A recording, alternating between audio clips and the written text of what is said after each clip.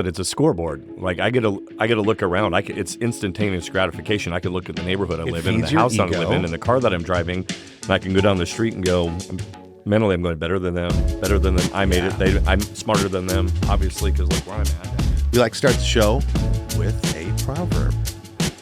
Proverbs. Start the proverb? Yeah. Today we're going to read Proverbs 11:4. Wealth is worthless in the day of wrath, but righteousness delivers from death.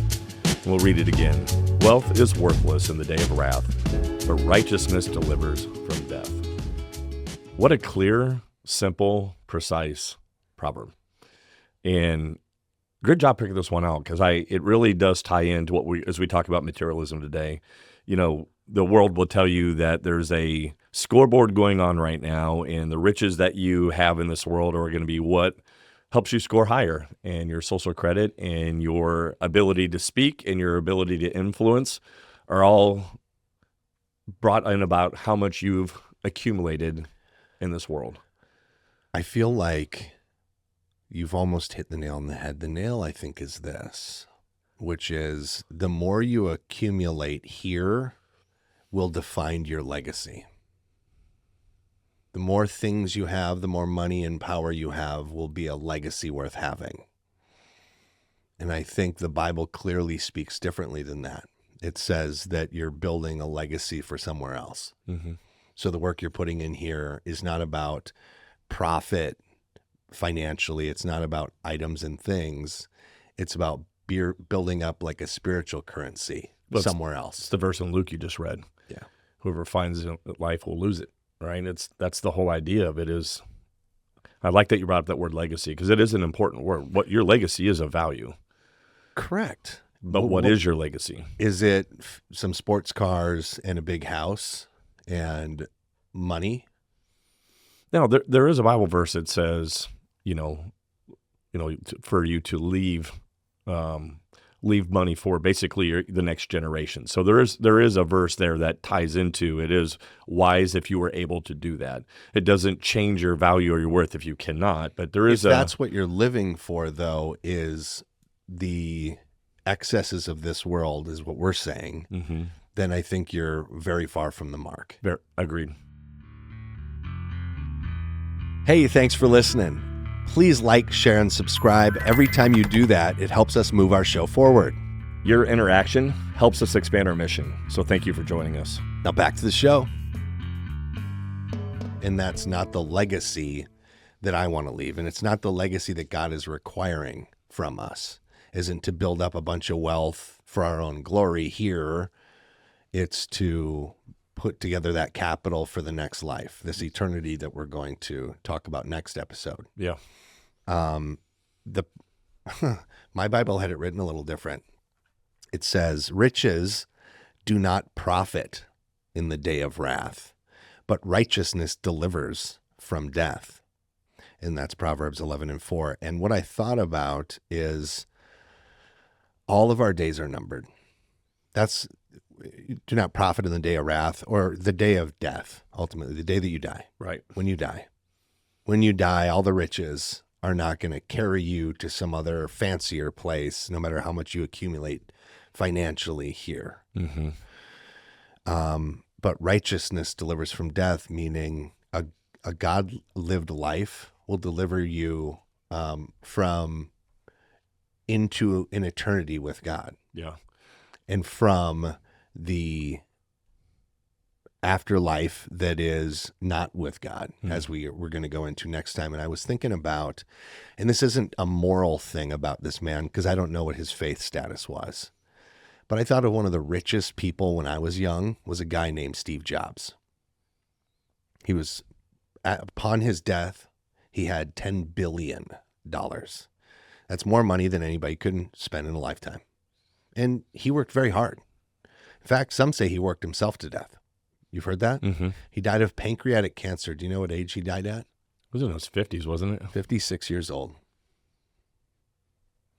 So this guy that had more money than anyone could ever spend died at 56 years of age of cancer, and all that money couldn't buy him health. It couldn't buy him an extra day on this planet, because the reality is every life on this planet, every human on this planet will eventually die here. That's it.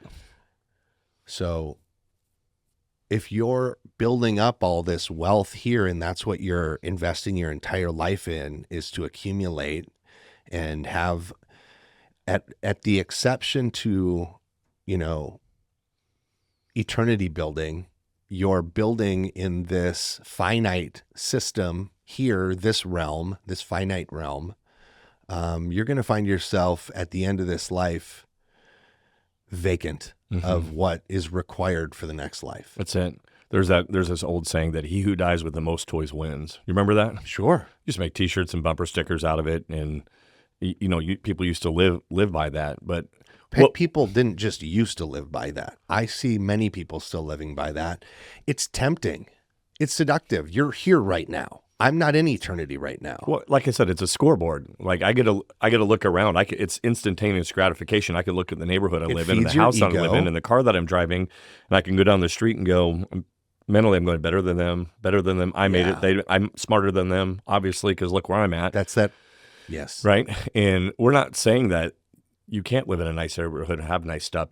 What we are saying is we want you to have an eternal perspective as you accumulate wealth and as you build. I'm saying don't base your identity on those things. That's because the eternal those things perspective. Are fleeting. That's it. Anything can even in this realm, something can happen. I told you before we got started here, I'm listening to this World War II podcast. And what you can see is that global conflict can take away all your everything that fast. You can think everything's good and you've built up and you've worked for 30 years to build up all these resources. And then a conflict happens that you get sucked into and your family gets sucked into. And all the little things you thought you had that had value have none. Well, look at the end of last week, and which would have been great the first week of April. We look at the stock market, and the stock market drops 10%. And he loses trillions of dollars in a matter of days because of global conflict that's happening. Yes. And you just see this panic start to happen within people, this ripple effect of that. What's interesting, 10% of people own 93% of the stock market. But yes. it has further ramifications because those people.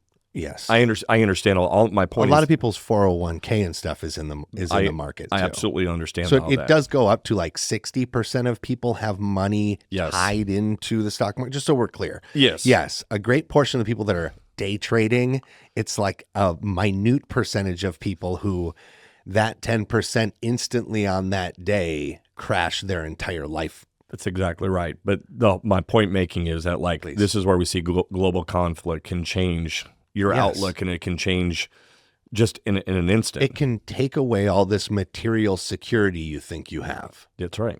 Well, you saw that when in the 30s when the stock market crashed in the 30s, and how many people committed suicide right after that. Just because we've seen it in 2008. So in our lifetime, we saw it then too. When that collapsed, you could turn on any news channel and see grown men weeping openly because their whole life's work was gone. At that point in time, they thought whatever value they had accumulated was no longer of value. So therefore, they were no longer of value, and they were in complete disarray.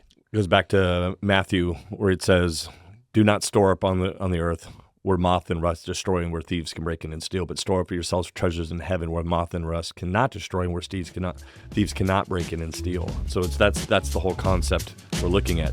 You can build here, but if your hope is in that, then when stuff like that happens, then your whole life comes crashing down because you built your identity on your stuff, whatever you've built up, whatever that is. And so that's what we want to posit to you today as we go into our major topic here.